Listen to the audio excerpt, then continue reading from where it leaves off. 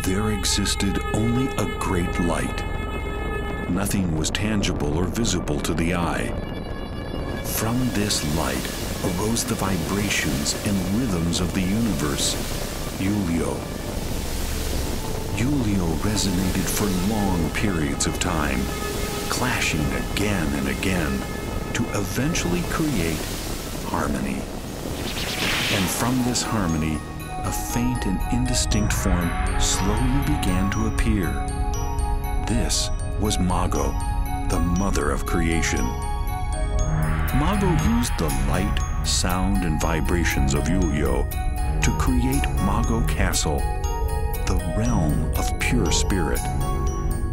As protons, neutrons, and electrons began to flourish in the physical world, Mago began to create physical formations, resulting in the creation of the Earth.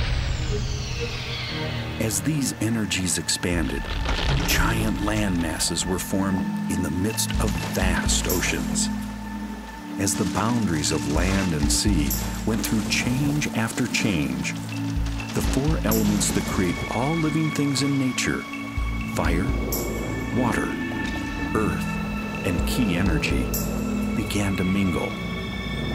Eventually, once harmony had found its place on Earth, plants and animals began to emerge. Mago also created spiritual beings like herself.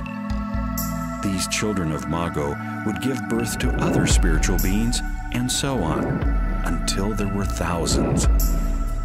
These heavenly beings were the predecessors of humanity.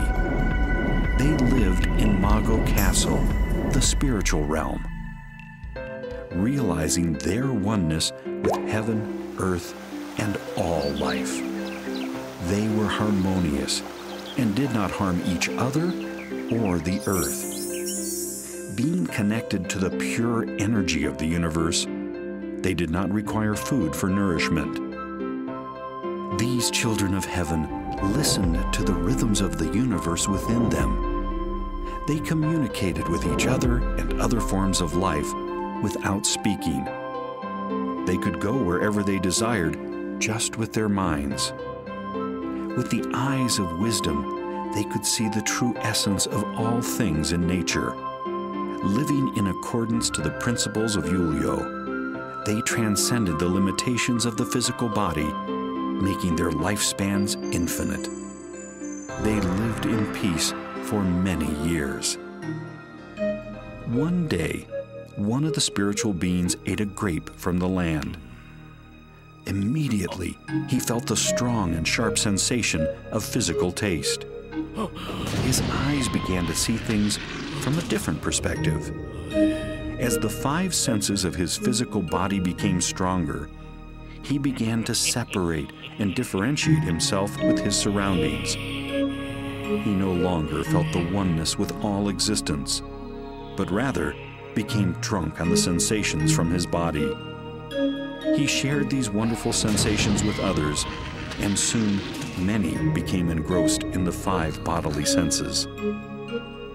As their physical bodies became more prominent, they were no longer able to sustain themselves on pure energy alone.